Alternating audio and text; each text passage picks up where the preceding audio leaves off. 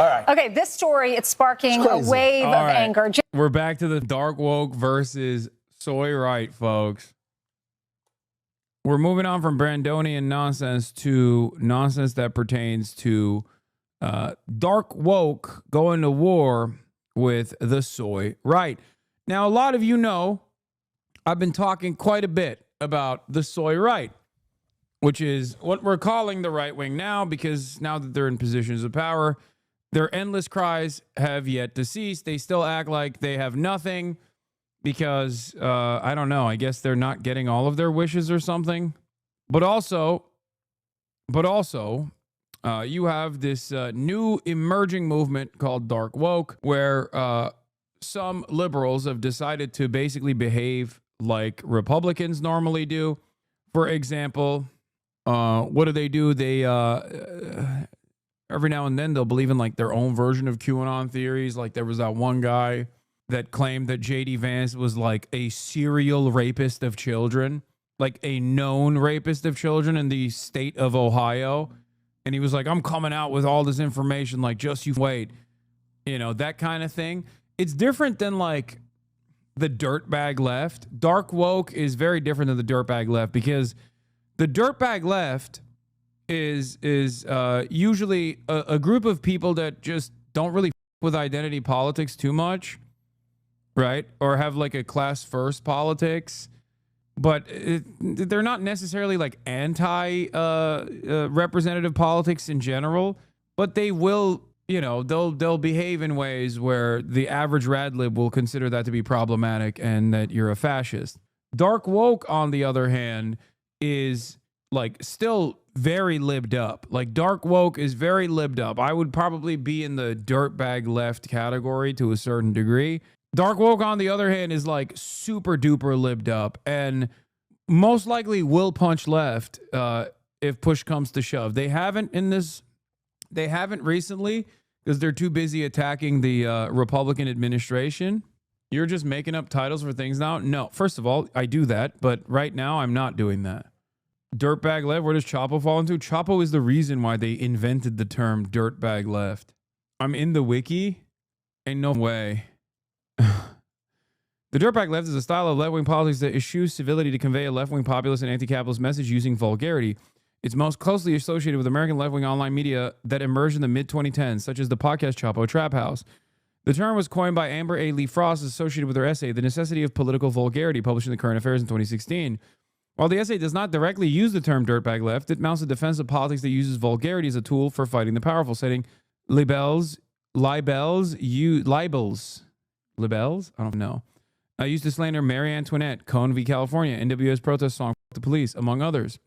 Frost writes that vulgarity in itself is not inherently subversive, but argues that the left must reclaim it from the Trumps of the world, lest it be handicapped by its own civility. Dirtbag left is most closely associated with the American politics podcast Chapo Trap House. Chapo emerged in 2016. It combines political analysis punditry from a socialist perspective with elements of comedy and irony in the style of a shock jock. Beyond Chapo, media outlets that have been linked to, described as, or identified with the dirtbag left include podcasts Street Fight Radio, TrueAnon, Red Scare, Failed Verification, Stavi's World, and Cumtown. The publication is The Baffler and Current Affairs, and internet streamers Hassan Piker and Vosh. Oh, no! Oh, my God! No! No! Up until this moment, I'm like, oh, these are all my friends, except for Red Scare. I don't know how they got there. Oh! No! No! It's over. Oh, Tacoma wept, dude. Tacoma wept on this day, let me tell you. It wept, dude. I'm weeping. West Hollywood is weeping. Tacoma is weeping. Oh, no. The people want dark woke? What? I mean, that's crazy. Oh, God. Now that I briefly clicked on this meme, there's going to be 11 hours of commentary from crying right-wingers who are going to cut away from their normal broadcast of constantly talking about how women ain't shit and how rape is actually fake to talk about how unimaginable of a slight that I engaged in by clicking on this meme. Oh, brother. James Comey, our former FBI director, posted on Instagram something that many are interpreting as a call for violence on the president. Look at this. The caption reads, "Cool shell formation on my beach walk." 86-47. 1738. Dude, this is awesome.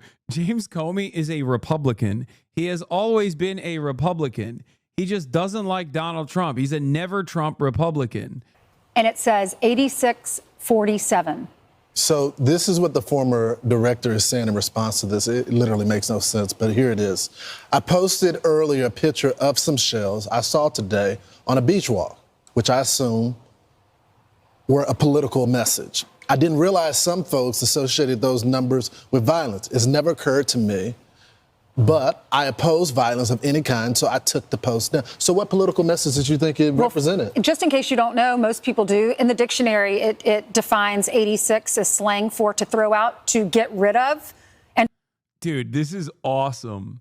Oh my God, this is like almost 500,000 views in 10 hours. Oh, dude, imagine a boomer watching this and just like whipping himself up into a frenzy to have an aneurysm because they're so scared of their beautiful president getting assassinated. Oh, that's so funny. Today has been 8,647 days since September 11, 2001 attacks. How many messages was James Comey sending today? Oh my God, what did he know? Oh my God. Wait, Jack Posobiec, 8646? No. What did he know? Oh my God. I can't believe these guys are being so violent. And to refuse service to. A lot of restaurants use this. When I was a waitress, they would put 86 green beans on the chalkboard, so you knew we were out of it. But when it comes to law enforcement, a lot of times 86 means death. That's they right. kill him by 86 to him. He's dead. So we thought the head of the FBI has to know when 86 can be 100%. used. Why would you post that? Number one, who cares what James Comey thinks? All these Dude. This is, I love this story. I love this story. This guy, like, they're unironically being like, yeah, no, he meant like assassinate the current president. As a Republican, former head of the FBI under both Barack Obama and also Donald Trump, a person who was perhaps most responsible for Donald Trump winning the election against Hillary Rodham Clinton, that guy is actually now out there being like, we should assassinate the president. This is so stupid. Oh, it's awesome. Oh, that's great, man. That's what's going on. Brian Kilme confused 86 with 187. he spends his time on the beach. I'm wondering, did he do that rock formation? Right, I was wondering that too. Or do you think he just 100%. walked on and thought you'd share it? So this caused Don Jr. stumbled on it first and said, are you calling for the assassination of my dad? Yeah. So here's the president. Of my dad? Dude, you're like 50. You're not allowed to say that. Just say the president. Okay? He's everybody's dad at this point. If you're like a 50-year-old man, you can't be like, are you calling for the assassination of my dad? He's the president, man. Am I wrong about this? Am I crazy for taking issue with Don Jr. and this statement here? Not my daddy. Like, oh, gross. Ask, responding to it. He knew exactly what that meant. A child knows what that meant. If you're the FBI director and you don't know what that meant assassination. And it says it loud and clear. Now, he wasn't very competent, but he was competent enough to know what that meant. And he did it for a reason, and he was hit. Oh, God. Conservatives love being the victim so much. It's their favorite thing. It's their favorite sport. By the way, this is literally verbatim the same shit where, like, Tectone crying about his rapist father or whatever and how he can't stream with him anymore because it's my fault that, you know, his dad was such a serial sexual abuser in the American military that they made a new rule around it, you know? It's just like, dude, what do you mean? We see you, we hear you, we know what you're doing every other moment of the day when you're not crying about this. Like, what the mean? Like, Donald Trump saying this is so funny to me because he's like, he literally retweeted a guy who had a visual of like Brandon bound in the back of his pickup truck. Like, that was a big deal. I laughed about that when that happened too. I was like, come on, guys. Like, who gives a shit? But like, what are we doing? Like, you're Donald Trump. You can't do this. Like, you are not allowed. Okay. You are not allowed to cry about this if you're Donald Trump. What the hell? I hate this. I hate this, like, overt hypocrisy. I hate this incredible hypocrisy. I can't stand it. It makes me so angry.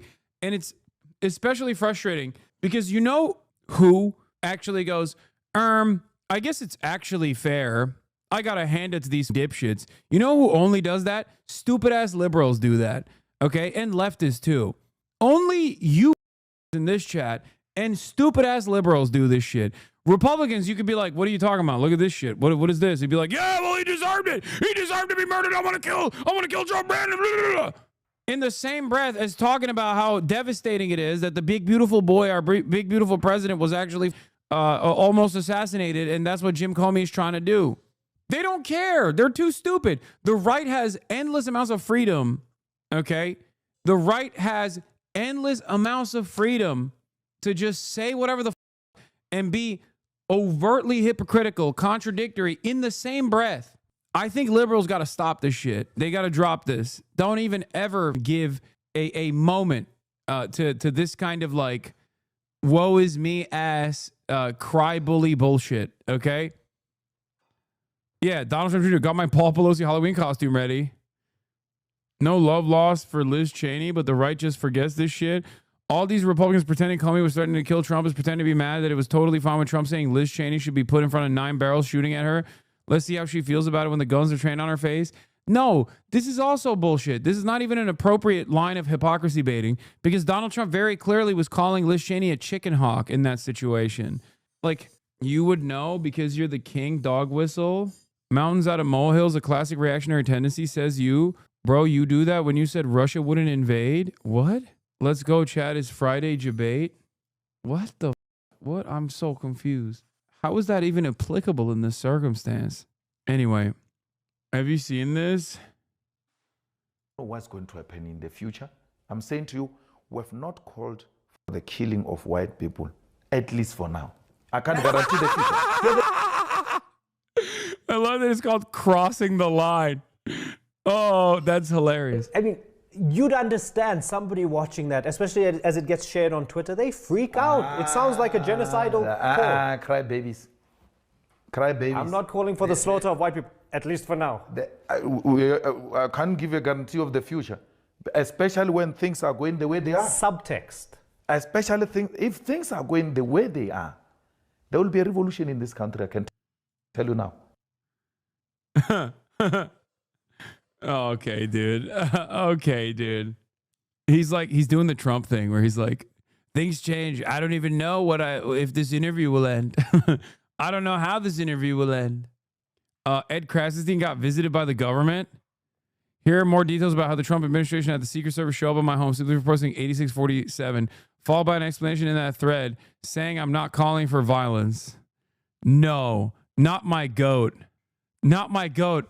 Dark woke Ed Krasenstein getting a call up from the feds. Listen, who amongst us hasn't talked to the feds about things that they may or may not have said? I'm just saying, you know, it happens sometimes. It is what it is. New York Post should retract this despicable false smear. It's just not true that he refused to officially condemn the Holocaust. That's not debatable. It is a factual error. Wait, what? Politico made a baseless accusation. New York City mayor candidate Zohran Mamdani refused to officially condemn Holocaust / support Israel. Sponsor on a resolution. When you run for mayor, you face a lot of baseless accusations. And The I try fuck? to ignore as many of them as I can. They saw the polls where he's rising up. He's actually a threat to Cuomo. Here we go. But this morning, Politico accused me of something that I take very seriously.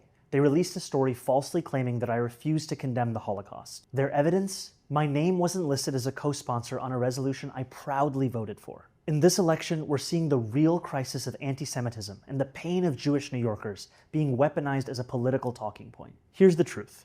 In January, I told my assembly staff not to co-sponsor any resolutions that were emailed to our office. If I'm on a resolution, it's because I was automatically added. I created this blanket policy because I wanted to focus on the substance of legislation. It had nothing to do with the content of the resolution.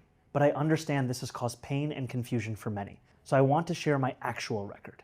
I have voted every year for the Holocaust Remembrance Day resolution, including this year, to honor the more than 6 million Jewish people murdered by the Nazis. I have repeatedly supported allocating millions of dollars in the state budget for Holocaust survivors. And my campaign has proposed the largest fiscal commitment of any candidate to combat anti-Semitism, an 800% increase in hate crime prevention. As mayor, I will protect Jewish New Yorkers and build a city that every person can be proud to call home. As we get closer to Election Day, you'll unfortunately hear more lies about me, but I'll always be here to tell you. I can't believe they're hitting the last second exit ramp to be like, wow, co-sponsoring versus voting has always been pedantic. Yeah, it's I can tell this guy went on minoxidil and finasteride because of you. Did he? Is it not slander? Of course it is, dude. What are you talking about? In a UJA Federation JCRC questionnaire, Andrew Cuomo, Adrian Adams, Brad Lander, Scott Stringer, and Zellner Myrie pledged visit to Israel if elected mayor. Zoran Mamdani declined. One need not to travel to Israel to remain steadfast in their support for Jewish New Yorkers. Yeah, yeah. And it's correct. What do you mean? What do you mean? I can't tell if I'm in an echo chamber in New York, but it baffles me that Cuomo is ahead of Zoran. Dude, it's because, and I told Zoran this, and he knows this better than anyone else in our conversation. If you listen, the real constituencies that he needs to penetrate now, he needs to target are the black and brown aunties. And they are always, especially older people, are always going to go with institutional Democrat Party corrupt charlatans. Always. Old New Yorkers are always going to go with, oh, Andrew Cuomo, I've heard a lot about him. Well, I don't know. He seems like a good guy. Name recognition is a major player here. Name recognition definitely is an issue here, okay? For Zoran especially. But overall, the real reason is because the black and brown voter base especially, and there are a lot of older whites as well that go even further beyond and vote for Republicans in general, but older people in general across the board will go with the institutional pick. Cuomo in New York politics is a name that they remember. The problem is, of course, when you tackle the subject matter from the perspective of like old aunties being a little conservative within the framework of the Democrats and oftentimes like leaning on whatever the institutional candidate is, people call you a racist. But those very same people that call you a racist will literally run around screaming obscenities at Latino and black people that vote for Trump. Or even before they vote for Trump, the idea that they might even vote for Trump is enough to call into question their legitimacy of their race. Like, it's crazy. So hard because people like me and they like what's happening with our country. Our country's become respected again and all this. And he's calling for the assassination of the president. Obviously, he apologized and said he doesn't. Well, he wasn't apologized calling because for he was violence. But look, he's a very bad. What do you want to see happen? What do you want to see happen?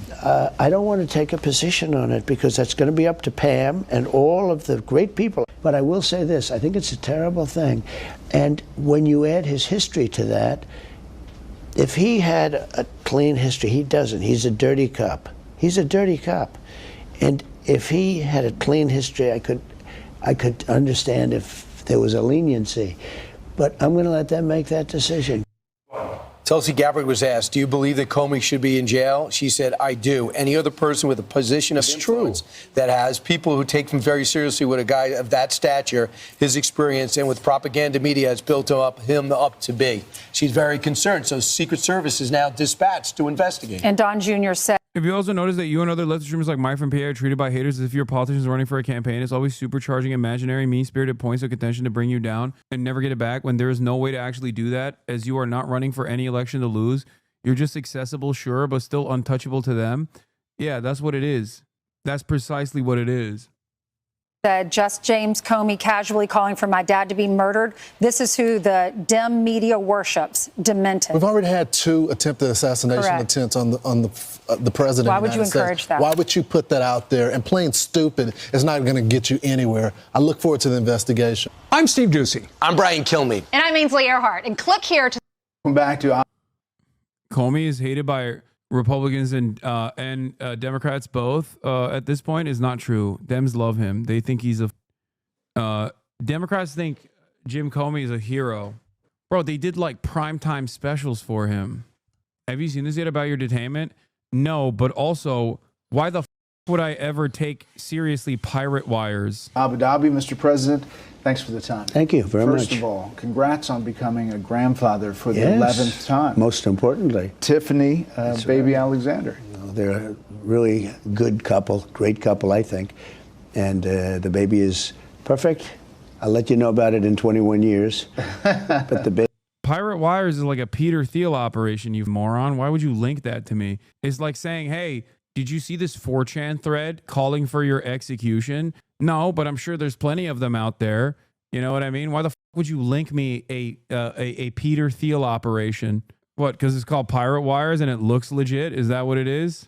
You're too dumb to actually do a little bit of investigation, to engage in a little bit of media literacy, to recognize whether or not the outlet that you're sending me is actually not a serious one? Anyway, let me restart this video. Welcome back to Abu Dhabi, Mr. President.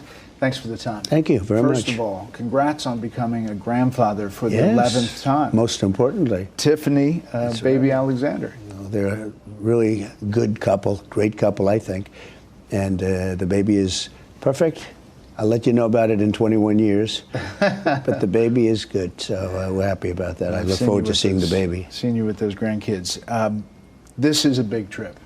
This is seen, especially in this region, as a major, major success with the interaction between each one of these countries. How do you see it today as you wrap it up? Well, I always considered it to be a very important region. I know all three leaders, as you could see, very well. In all three cases, I knew them long before I ran for politics, which is sort of something. It makes it a little bit more special. They're great people. The three of them, they're great people. And it's a great region, but it was never treated properly, and it was certainly not treated well by Biden, who didn't know he was alive, frankly, so, you know, you can understand that. But he was not, they didn't treat this group well. And I think they were being, and I guess you know, because you've reported on it, they were being coaxed very strongly by China, because that solves China's fuel problem forever.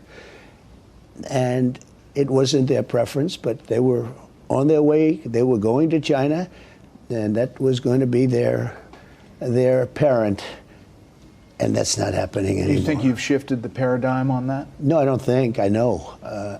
We are as close. We're closer now to them than ever before. You could see the relationship. You could get a body expert and pay them a lot of money, and they could tell you, no, there's just a relationship that I have with all three that's just, you know, very extraordinary. I was even saying, you know, I mean, we're like so friendly. Not a normal situation where you're okay with a leader or whatever. But this is a very important region. This is the energy capital of the world. They have, you know, massive amounts of energy and other things. They've invested wisely. And they're looking to do other things. I guess in Saudi Arabia, they said in another couple of years, there'll be more than 50% other businesses represent more than 50% of the take. And it's pretty amazing what all of them have done. You have a massive amount of business investment coming back to the U.S. Right. And they're still adding it up Which, in by each the way, country. most importantly, that's why I came here. I didn't come here to say, gee, you guys are rich and you have a lot of oil. You know, they have a lot of money, and I want them to spend the money in the United States. And we set records. There's never been a trip like this by any president or anybody ever before. And I'd ask them, how about doubling it up? Okay.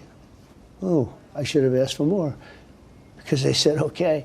They're good people, and they love our country. And look, they have great danger because of Iran. That's their primary danger. And that makes them vulnerable.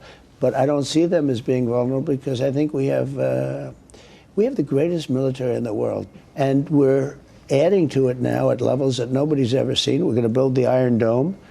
We deserve an Iron Dome. You know, see, we call it two names. So I was going to call it the Iron Dome because that's the name everyone has heard of for years. But to me, it was old-fashioned. So we changed it recently to the Golden Dome.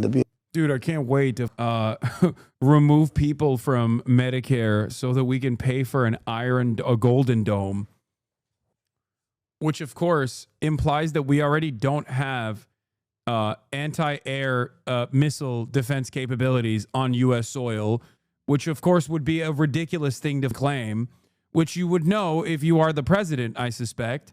Like the idea that the United States of America is just completely unprotected from potential missile systems, like potential attacks from who? Mexico? Canada? Who is going to lob small arms and like little bathtub rockets over the borders? Is it going to be Canada? Is Canada going to send RPG rockets? Is that what's going to happen? Because that's what the Iron Dome is. The Israeli defense systems comprise of the Iron Dome, and then there's the Arrow system. There's a bunch of different anti-missile systems, right? Like the Iron Dome one is the one that gets the most play because the Palestinians don't have access to actual missiles. Okay? Yeah, you have the David Sling, you have the Arrow systems, and then you have Iron Dome.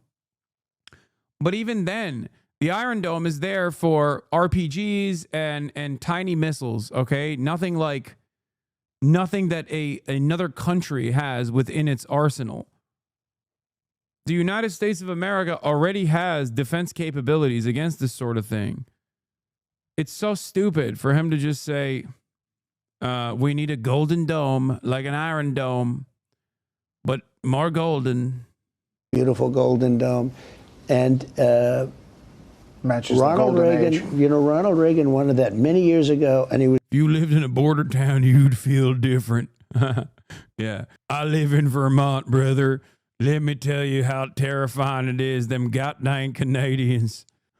As a man living in upstate New York, every day is a struggle. I live in El Paso, and you don't know what they're capable of over there. Only thing keeping us and the demons is a iron wall. Why not an Iron Dome on top of that? He was right, except you didn't have anywhere near the technology. I want to talk about Israel. I mean, the first trip in the first administration, when you came over to the Middle East, you did do a stop in Israel on the way back. Not doing it this time. Obviously, the Israel-Hamas and what's happening in Gaza is driving a lot. How do you see that? Are you? I had no clue what the Pirate Wire was. This is why I'm asking if you had seen it. Don't exactly have time in my day to fully investigate the funding behind every single right-wing Twitter account. I'll do better though, sheesh. No, the investigation that you should be conducting is whether or not this is like an actual reliable outlet by simply looking at what the angle of the commentary is. If they are following the notes of a bunch of rabid stalkers online by literally denying the Customs and Border Patrol's own admission of my detention and instead trying to make it seem as though that did not happen, then you have enough brain processing power to go, hey, I don't think this is a reliable outlet, because what it's saying is that, you know, this guy is lying about his detention. That should probably ring some alarm bells in your brain before you go, hey, look at this. Okay, stop trying to bait. It's all right. God damn, what is happening today, man? Yeah, that Pirate Wire website, the only reason why I know what it is because they claim that like me and Zay, the squirrel account on Twitter, actually run a secret Discord cabal that actually dominates the entirety of Reddit and has made every Redditor into pro-Palestinian Hamas soldiers, okay? That was one of their wonderful articles. Obviously, they're hallucinating, but they have enough financing to make it seem as though they are, you know, they look legitimate on the optics front. But if you listen to the words that are coming out of these articles, you can very quickly understand that just because the optics look a certain way doesn't mean that they're actually a legitimate entity. Frustrated at all with Prime Minister Netanyahu? No, look, he's got a tough situation. You have to remember there was an October 7th that everyone forgets. It was one of the most everyone forgets October 7th, famously. violent days in the history of the world, not the Middle East, the world. When you look at the tapes, and the tapes are there for everyone to see. So he has that problem. That problem should have never happened. Now, if I were president, that problem wouldn't have happened because Iran had no money. They were stone cold broke, and they weren't giving money to Hamas. In fact, I remember in your show, like a year before that, you were saying there's no money for Hezbollah, Hamas. There's like 28 different groups. The Houthis. But they have 28 groups that we know of, and none of them. They were all breaking up because there was no money. And then Biden came along, he took off all the sanctions on Iran. I mean, I put sanctions that were so strong. Anybody that did business with Iran could not do business with the United States. So everybody took a pass, including China. Biden came in, he just let everyone go by, and they became, they have over $300 billion today. So how do you get to a solution there? Oh, we'll get 100%. You think so? Well, we're going to have a solution one way or the other. It's either going to be violent or not violent. And I far prefer nonviolent. I know so many Iranians from New York, from Washington, from different places. These are great people. You have to view them as people. And I don't want it to be a violent thing, but they're not going to have a nuclear weapon. But you said it was close the other day. You said it was close to a deal. I think it's close. I think so does that mean that they're going to enrich at any level, like a civilian level? No, I think they want to make a deal. You say to yourself, they have massive oil, by the way. They have oil that lasts for 300 years. Massive oil. They have a lot of oil. People don't realize they're one of the biggest in the world. And it's very good oil, meaning it's pure. It's very good oil. Perfect stuff. They don't have to, spend a fortune on gases and energy in order to melt the rock and everything. They have pure, unadulterated, good oil. And you say, why does somebody that has that kind of oil, other than being politically correct, but when you have unlimited amounts of oil and gas, why are you putting up, why do you need civil nuclear? I just don't see it. But I mean, are you going to call for it all? And I think nuclear is fine. I think nuclear is fine for civil if you have a country with no oil. But if you're sitting on one of the largest piles of oil in the world, why are you talking about putting up nuclear? I love this. Countries that are sitting on a pile of big, beautiful oil are not capable of entertaining a civil nuclear power grid. I mean, we're sitting on a pile of big, beautiful oil. We have some nuclear power in this country. Like, what do you mean? Also, wait a minute. Isn't he trying to give Saudi Arabia nukes? Who's sitting on a pile of big, beautiful oil? And you're not even trying. What the? He's like, they got unlimited oil, and it's the most beautiful, pure, unadulterated oil, and they need nukes. What's civil nuclear? He's trying to say like a nuclear energy program as opposed to a nuclear program that can yield nuclear arms. Okay? That's what he's talking about. And to be fair, I don't really know if a civil nuclear energy program, like an energy grid, a nuclear energy grid can also yield additional research and development at the behest of nuclear arms. I feel like there's a distinction there, and it probably doesn't. But okay, chat's giving me conflicting results on this. Bunch of nuclear scientists in the chat. Okay, so basically they just don't want Iran to. His claim is that Iran is trying to engage in nuclear enrichment for nuclear arms. Which, ironically enough, he's trying to give nuclear enrichment to Saudi Arabia, which is why this argument kind of falls apart from his perspective. Civil. I call it nuclear civil. And so Bibi Netanyahu is not convinced that a deal would be good for the region. Is that fair to say? I think I can say that Bibi. Have they ever said it's not for arms? Yes, Iran always says it's not for arms. But that doesn't stop America from also punishing Iran for even doing any kind of testing or any kind of attempts at building a nuclear energy grid. To be fair, I don't give a shit, okay? Mersheimer once famously said, if Iran had nukes, the region would be more stable. And in a world where nuclear proliferation is a must for nation building under the Hasanabi doctrine, there's only two ways out of it. Either nobody has nukes or everybody must have nukes if they want to maintain statehood and sovereignty. My point is, we must give Hamas a nuke immediately. Yeah. Palestinian sovereignty must come with nuclear armament. Nuclear proliferation for Palestine now. Maybe he's an angry man, and he should be because of October 7th. And he's been hurt badly by that, but in another way he's been sort of helped because I think he's fought hard and bravely. And you think the Israel-Hamas, the situation in Gaza is going to come to an end soon? Gaza's a nasty place. It's been that way for years. I think it should become a free zone. You know, freedom. They're going to clip this clip and put it on Fox? Why? I call it a freedom zone. It should become a freedom zone. It doesn't work. Every 10 years they go back. They have Hamas. They have everybody's being killed all over the place. I mean, you ever see? You talk about crime stats. It's a nasty place. Are these people, these countries that you were just visiting, are they going to have to be a part of the solution? Well, they would be. They would be. I spoke to all three of them. They would absolutely be. I mean, they're really rich and really, really, really, even more than rich. They're good people. And they would help. And so money's not even the problem. You got to get countries to say yes, to well, take them. Look, these are people that want to be in the Middle East. They really want to be in the Middle East. They love the Middle East. I see that. There's a spirit for the Middle East. They didn't have to go to Sweden, Germany, these different countries. They could have been home in the Middle East if somebody had the brains to build beautiful communities. You know, 1.9 million. Can you imagine if China invaded America, nuked half the land, and we're like, why don't you go to Canada?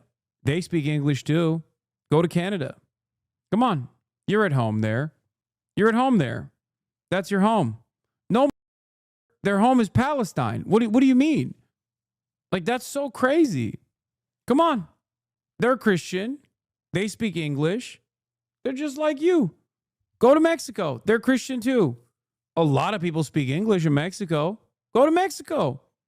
It's crazy. Why are Ukrainians fighting back against Russians? They basically speak the same language. They look the same. Yeah, it's just more Russia, I guess. I don't understand.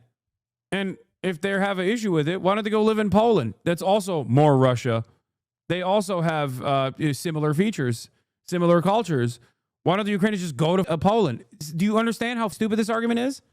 Okay, to be fair with Trump, he does, I think that. So at least he's consistent on that front. He literally is like, yeah, Ukrainians, Belarus, Russia, it's all greater Russia. I don't get it. Some say Kiev, others say Kyiv. I don't understand. Phonetics is not my strong suit. That live in motherfuckers that live in Texas don't even want to believe in living in a more urban part of Texas, okay? That live in rural parts of Texas think living in Austin is like a death sentence because there's, mass rapes and crime being committed in big cities every goddamn day and nowhere to park their lifted pickup trucks. Meanwhile, you're like, oh yeah, Palestinians, come on, uproot yourselves and go to the open air slave market having war-torn Libya that's in the midst of a civil war. 1 million of you. Let's just send your ass over there. It's ethnic cleansing. It's fine. Just a little bit of ethnic cleansing. Like, that's crazy. That's crazy. Is a lot of people, but it's not a lot of people, relatively. You had a couple of foreign policy successes even right before this trip. You picked up the phone and called 2 nuclear powers, India and Pakistan, and you got them to step back from the brink. That was a success as you got on the plane heading over here. A bigger success than I'll ever be given credit for. Those are major nuclear powers. Those are not like a little bit. And they were angry. And the next phase was probably, did you see where it was getting, it was tit for tat. And it was getting deeper and more missiles. Everyone was stronger. To a point where the next one's going to be, the N-word. You know what the N-word is, right? Nuclear. Yeah. Thank you. Thank you for the clarification. Oh my God, what a clown show. What a clown show. I want to clean that up. But no, it's the N-word. That's a very nasty word, right? In a lot of ways. The N-word used in a nuclear sense, that's the worst thing that can happen. And I think they were very close. The hatred was great. And I said, we're going to talk about trade. We're going to do a lot of trade. Don't forget, Iran wants to make a deal with us badly for a lot of reasons. But when you look at India, they are calling, Iran wants to trade with us, okay, if you can believe that. And I'm okay with it.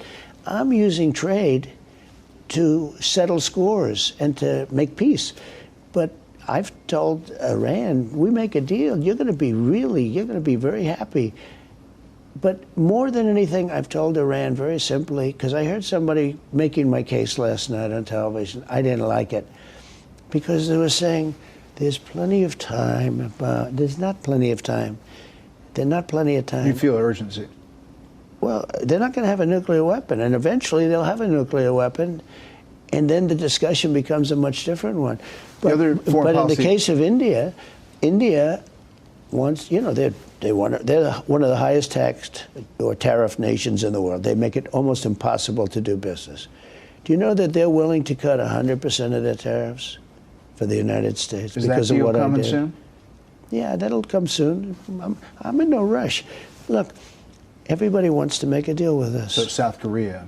South Korea wants to make a deal with India, us, everybody. But Japan. I'm not going to make deals with everybody. I'm just going to set the limit. I'll make some deals. And then I'm just going because you can't meet with that many people. I've got 150 countries that want to make deals. You have a lot of countries. The market was really happy with the China situation and the sit-down. They were.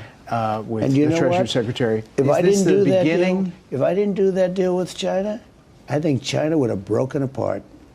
Not us, them. We weren't going to break. We're not going to break.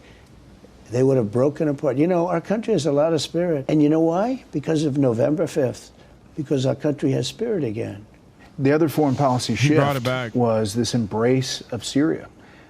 You met with the Syrian president. You think he sucked him off after the interview was over? Brother, he's sucking him off during the interview. Trump has just whipped it out, and he's sucking the whole time. Who has a, shady past of being tied to Al-Qaeda and the al-Nusra Front. Okay, he wasn't being tied to Al-Qaeda. He was Al-Qaeda, okay? It's like talking about Osama bin Laden. I mean, like, yo, he had a bit of a shady past being tied to Al-Qaeda. Like, no, he wasn't. That's not. I guess that's one way to describe it. What the fuck? Front in Syria. But you see promise there. Well, before I talk about that, just one word. Yeah. Also Pakistan. Great conversations with Pakistan. We can't forget them. And because it does take two to tango. And with India, I felt very certain. And with Pakistan, I also talked about trade. Oh, they would love to trade. They would love to trade. They're brilliant people. They make incredible products. And we don't do much trading with them. And yet I have a good relationship with a lot of people that you wouldn't believe.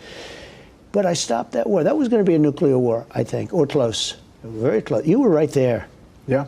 And now everyone's happy. In fact, I told my people, call them up. Let's start trading immediately, because I'm a man of my word.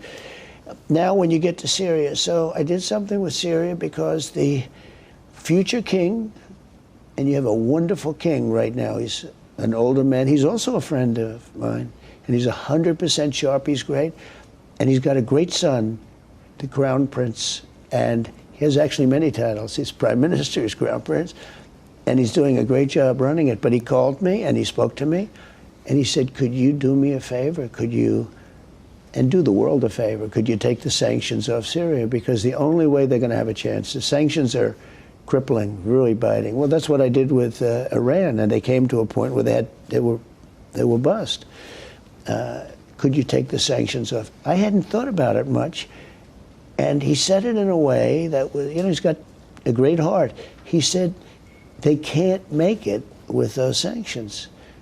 I said, let's give them a chance. I met the leader. I met the new leader, and handsome guy, by the way, young, handsome. And I said, you have quite a past. Got a tough past. But when you think about it, are you going to put a choir boy in that position? I don't think so. You know, it's going to be a little bit tough. It's a tough part of the world. So you're willing to give him a shot? You know the word they say, it's a nasty neighborhood. It's a rough neighborhood. Yeah. And I thought he was really, I thought he was terrific. He was so thankful about the sanctions because he knew he's not going to be able to bust through. So maybe it'll be a turn there. We'll see. I think he has a real chance. He's a strong guy. He's done some pretty tough things. A lot of the coverage here was about your speech in Saudi Arabia and some of those things that you said about trusting these countries to make their own decisions, and we're not trying to make it a mirror image of ourselves. You know, big foreign policy thoughts. We have our own problems. Yeah. You know? But a lot of the coverage back home was about this donation of the Qatar Boeing jet. And I've heard you talk about it. You know, until you bring this up now, I haven't heard about it for 3 days. I know, but I mean, I'm just telling you. We can talk about it again. You ready? Not briefly. No, I heard all the answers. Well, no, but your audience has to hear the answers. Yeah. They're giving it to the Defense Department. To be very simple. Yeah. They're giving it to the United States Air Force / Defense Department of the United States. They're not giving it to me. I made a good deal. We need a plane for a couple of years.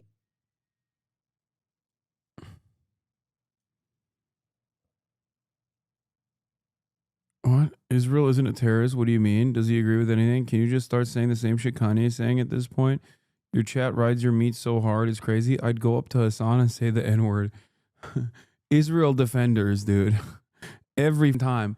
I didn't even know this person existed. He was just chirping into the wind, and he didn't get the attention that he wanted. So instantly, he's like, no one asked him. He came in, said Israel's not a terrorist. It definitely is. And then he couldn't get what he wanted out of this. And it was like, yeah, I'm just going to come up to you and say the N-word. Like, why are you volunteering this information, dumbass? What the? So many of these people, man. Before we get the other ones, because Boeing is very late. Boeing is sadly. Did you talk to the CEO while you were? I did. I said, let's get, in the meantime, I got him 160 planes to build. I said, how about the two that you're supposed to build for our country? Now, they are different. They're extremely complex, and I'm not going to go into it, but they're not like a normal plane. It's not like building a 747 normal. I mean, we could put people on the moon before but let me tell you, the Boeing Air Force One is People done. knew I was angry at Boeing. A lot of people know. These people know. They're very smart down here. And they suggested if we can do anything at all to help. Because we have 40-year-old planes right now. Our Air Force One is actually two planes. It's 247, 747. This plane shit is so funny because, like, I don't think he's allowed to fly in the Qatar plane for at least until the end of his term, if he even stops being president at any point. Because, like, they have to retool it. Like, I don't get it. Is he just going to fly around in a Boeing plane that he got from Qatar without, like, proper security checks and retrofitting it to make sure that it's up to standard for Air Force One capabilities? He's not going to be able to fly it. I'm not even talking about sweeping it for bugs, chat. Do you guys understand how complicated Air Force One is? My brother checked me on this, by the way, because I said it has refueling capabilities so we can withstand a nuclear holocaust. The new ones don't, I don't think. But like overall, it's supposed to be, it has like incredibly, it has like all of this stuff is public knowledge, by the way. It's not like a secret. Air Force One capabilities are crazy. Was this one of those anti-aircraft missiles smuggled over the border last summer are going to get Trump? Also, the plane is so marginal in comparison to all the deals that he set up for his entire family. It blows my mind that we're even talking about the plane this much. The only reason why we're talking about the plane is because it's Israel. Israel hates that Qatar gave the plane, and Qatar is like neutral. I want to watch this.